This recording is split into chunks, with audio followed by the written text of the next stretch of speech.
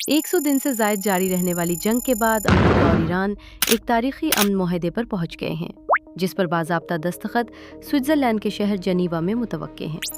Reports के मुताबिक Iran ने कई अहम नुकात पर इत्तेफाक किया है। ईरान ने बैनुल-अक़वामी जौहरी मुआयनाकारों की वापसी, जौहरी हथियार ना बनाने के अज़्म और अपने जौहरी प्रोग्राम पर मज़ीद मुज़ाकरात के लिए आमादगी ज़ाहिर की है। इस मुआहदे से ईरान को सबसे बड़ा फ़ायदा मुआशी मैदान में मिल सकता है।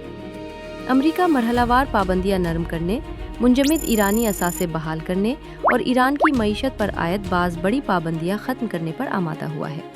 मुआहदे में आबनाए हुर्मुज़ को दोबारा खोलने और ईरानी बंदरगाहों पर आयद बहरी पाबंदी ख़त्म करने की शिक भी शामिल है। इसका मतलब ये है कि अगर ईरान मुआहदे की शराइत पर अमल करता है तो वो दोबारा आलमी मंडियों में अपना तेल निस्बतन आज़ादाना तौर पर फ़रोख्त कर सकेगा।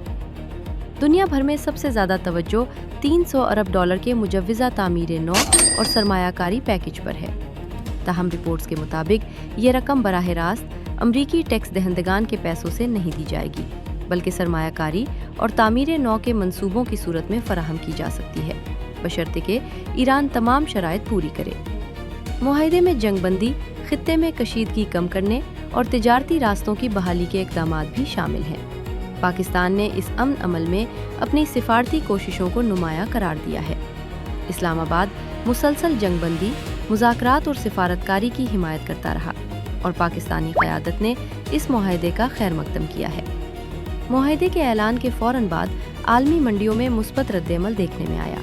तेल की कीमतों में कमी आई, स्टॉक मार्केट्स ऊपर गईं और सरमायाकारों ने खित्ते में इस्तेहकाम की उम्मीद का इजहार किया।